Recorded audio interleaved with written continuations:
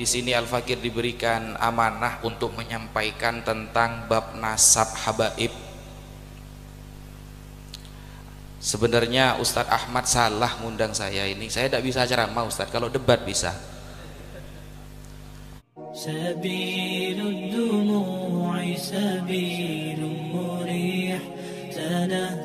Assalamualaikum warahmatullahi wabarakatuh. Bismillahirrahmanirrahim. Di sini Al-Fakir diberikan amanah untuk menyampaikan tentang bab nasab habaib.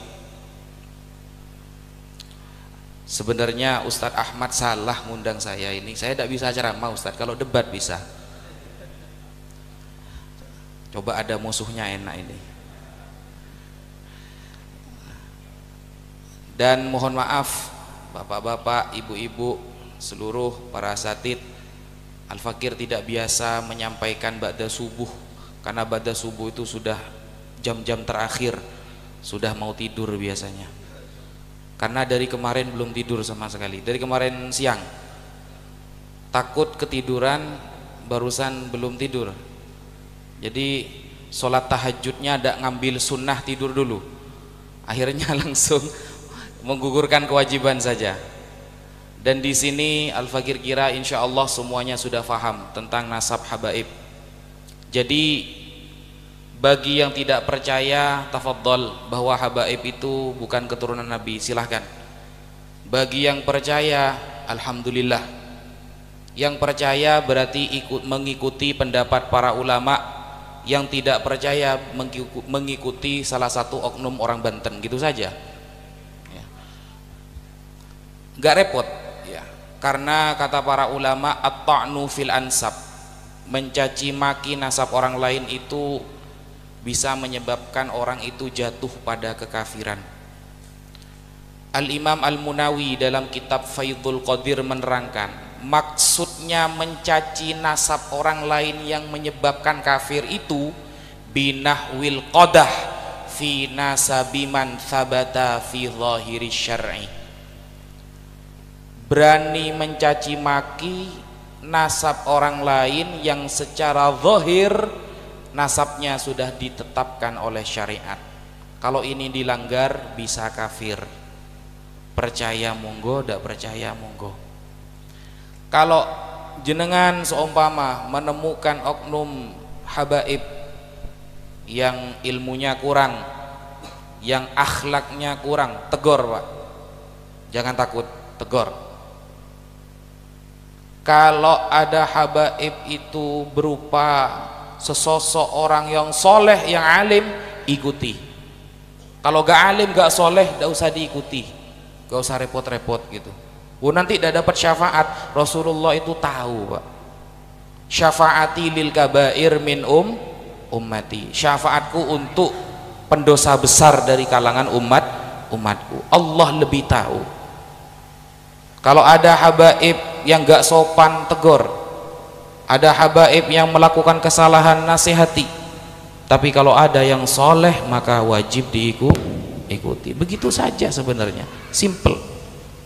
Nah, kenapa kita kok wajib meyakini bahwa habaib ini keturunan Nabi? Al-Fakir pribadi, saya pribadi Pak, setelah banyak membaca kitab-kitab nasab, sangat jarang ditemukan nasab yang lebih sahih daripada nasab Ba'alawi. Saya ulangi, setelah Al-Fakir membaca kitab-kitab nasab dari Umdatul Thalib, Al-Mu'aqibun, Ibnu Taqtaqi dan lain sebagainya,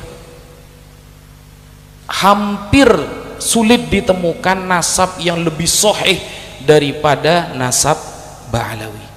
Ba'alawi ini sahihnya itu bil ijma'.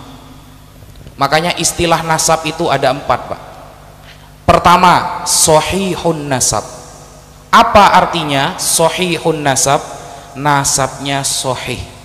Definisinya adalah wa huwa alladzi thabata nasabuhu indan nasabah bisyahadati wa qubila binuskhatil asli bi ijma'il masyayikhin nasabin wal ulama'il masyhurin bil amanati was salahi wal fadl wa kamalin lil akli wa taharatil maulid.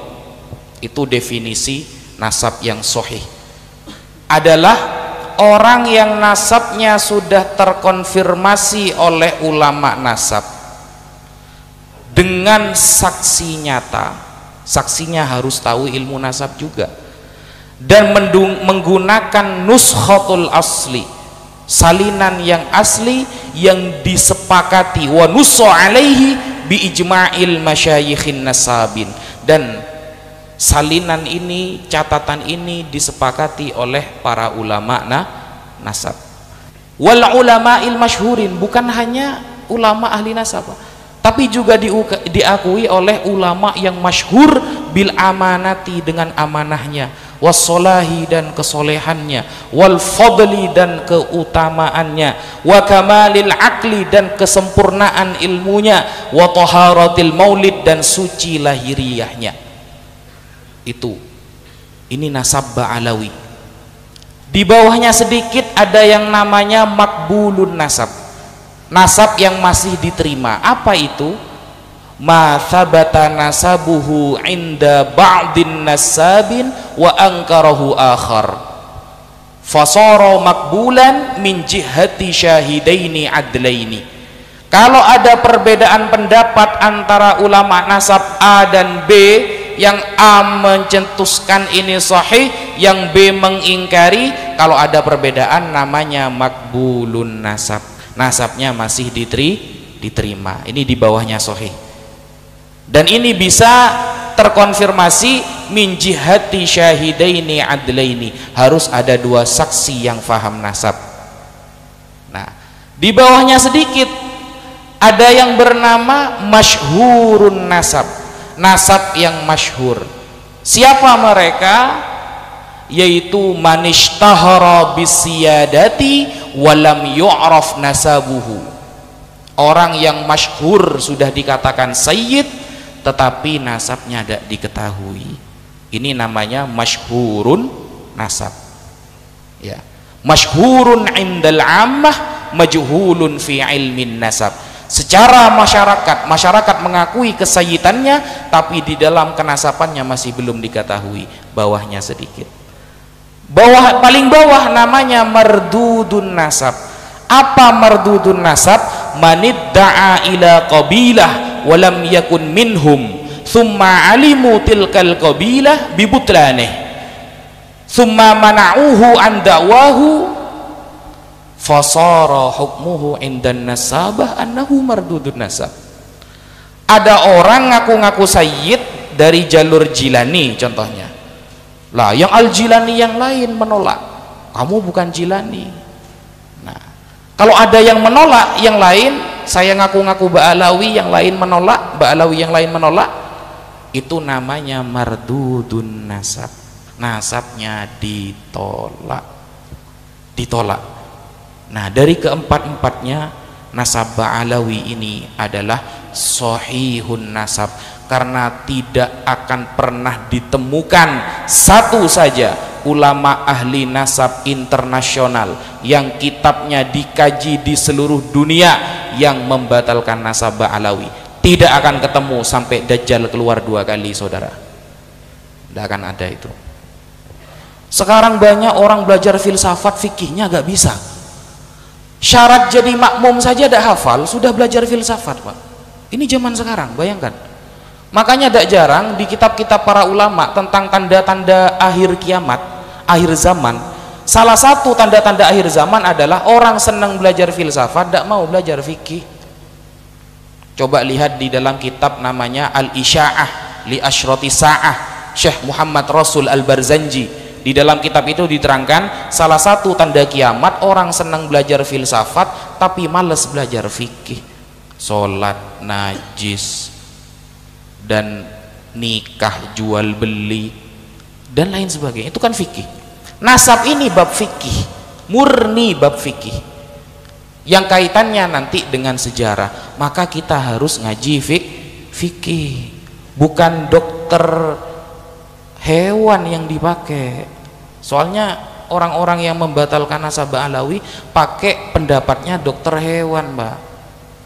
Jadi bisanya cuma berkicau, bukan berdalil. Orang-orang yang membatalkan nasabah alawi pakainya dokter arsitek, Pak. Kita yang dibahas kitab, dia jawabnya pakai semen 3 roda. Gak nyambung memang, ya, gak nyambung. Ini ulama tingkat nasional sekarang sudah mulai dikritik, Pak, gitu. Makanya betul kata Rasulullah itu, bahwa salah satu tanda kiamat itu hilangnya ilmu, dan hilangnya ilmu dengan wafatnya para ulama. Yakbitul ilmah biqabdil ulama hatta idza lam yubqi aliman.